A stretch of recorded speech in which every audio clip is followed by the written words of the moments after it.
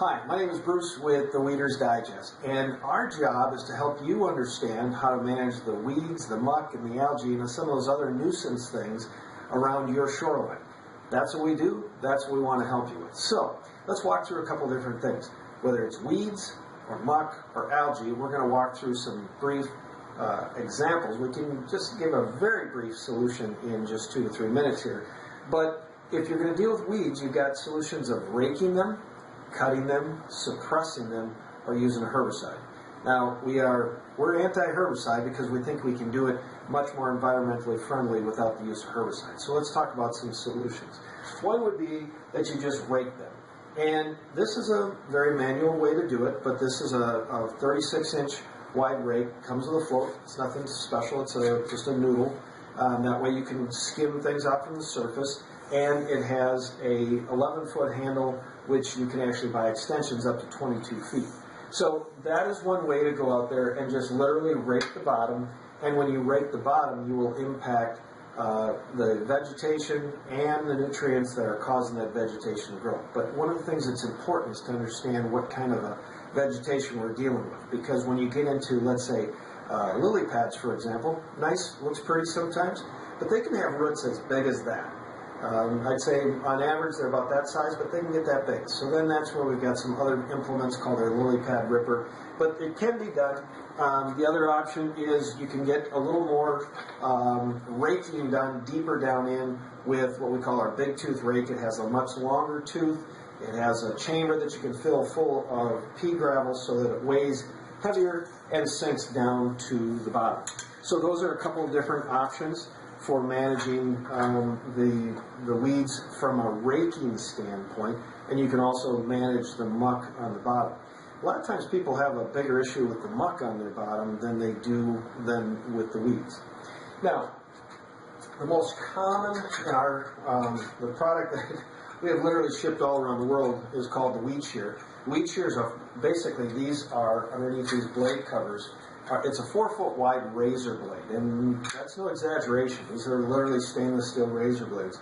And because of the space requirements and the fact that we're not outside today, it's kind of hard to show you, but you basically throw the weed shear out and it sinks to the bottom. When it gets to the bottom, you jig it back to you, and then it literally cuts all of the weeds, and I mean all the weeds, not just some of the weeds. All the weeds will be cut off at the base.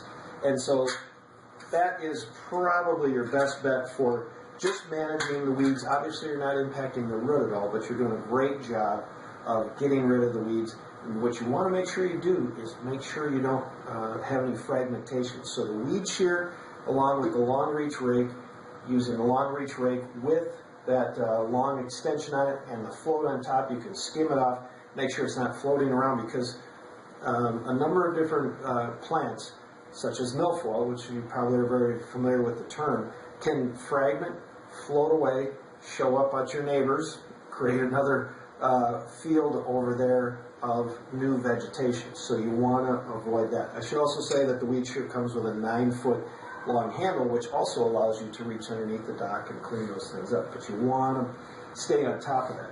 Now, the other option is to what we call suppress, and that's usually using a bottom benthic barrier, and there's a lot of different terms for that, but it's a screening material. We have 2 different types. One is basically what we call our lake blanket, and the other one is called our screening material. But they both cover the bottom, and that's not allowed in all states, and is not encouraged in some, and then there's other states that really like it because you're not using anything negative. But it can't just be a tarp, because the gases will come up from underneath it. Methane gas will fill, if you had a tarp, cause it to float, lift out someplace else, get into props, all those kind of things. So it is a special material that we actually have put together there. Now, another option for cutting, and I just couldn't bring it in here, it's just off the side of the camera here, but we've got a 4-foot wide boat-mounted cutter. And so it's 12-volt, connects to your battery of your boat. Hook it on the transom, or hook it on the side or the gunnel, or even up on the front of a pontoon, and just drive and cut a 4-foot path all the way down to the bottom. So those are different solutions for managing the weeds. You can cut them with our aquatic mower. You can cut them with our weed shear. you can rake them, you can suppress them, and we don't use the herbicide word. Now, another thing that will manage your weeds and actually manage the bottom is what we call the lake groomer. The lake groomer is an automated system. It's kind of the granddaddy of all, and you can have up to a 42-foot wide arm rolling across the bottom. So it's connected down here, the motor's up here, and then it's a tube that's rolling across the bottom of the lake very slowly, and as it does it, it uproots the weeds, it manages the bottom, it does some packing of the bottom, and it also stirs and cuts the weeds, and then will actually smooth out the bottom. That is kind of the ultimate. It's got a price tag to go with it, but it is incredibly effective to go that way. Now, that also manages the sediment or the muck on the bottom.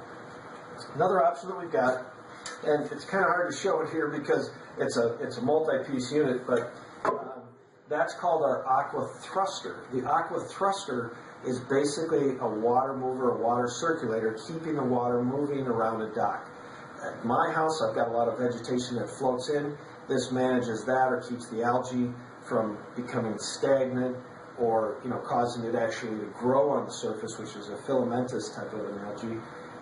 You have to be careful that you don't get that too close to the bottom because it actually can remove all the muck and the sediment and the sand. If you're not careful, you can kind of dig holes in the bottom. We have that in a dock mount. We have it in a float. Got it over here off the side of the camera in a freestanding unit. We've got an oscillator that moves it. So we've got a variety of different options. That's called the Aqua Thruster.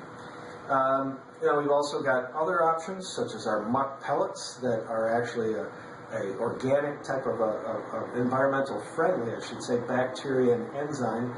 And because what I'd like you to just think about for a moment is that vegetation, or let's call them weeds, that settles to the bottom every year, whether you cut them, rake them, or you just leave them. If you don't take them out, they're going to settle down to the bottom of the lake. And because they're organic matter, they're just going to turn into another layer of muck. And you might have inches, you might have feet. But when we use these different products, and I was just referring to the muck digester pellets, and the muck digester pellets actually go in with that bacteria and eat up, as long as it's organic, and most muck is organic, it'll actually eat that up. Now, it's not a fast process. It gets rid of probably 3 to 6 inches per year. So we've kind of gone through some different things, and again, this is a very, very quick tutorial about how to use some of these different products and different ideas.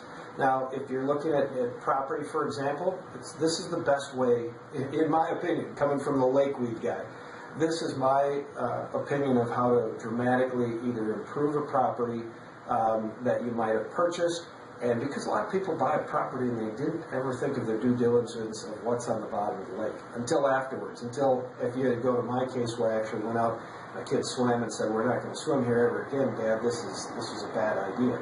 And so I had to be not proactive, I had to be reactive. But if you're looking at property right now, then I would encourage you to look at a property with a different mind's eye and not be freaked out as my kids were when they realized what kind of a lake bottom and how much weeds were in there because they didn't see it until June or July. But to actually look at a property and say, okay, it's got some issues and there is some muck and there are some weeds, but with the help of Weeders Digest and the Lake and Pond Help Desk, that we could help you out.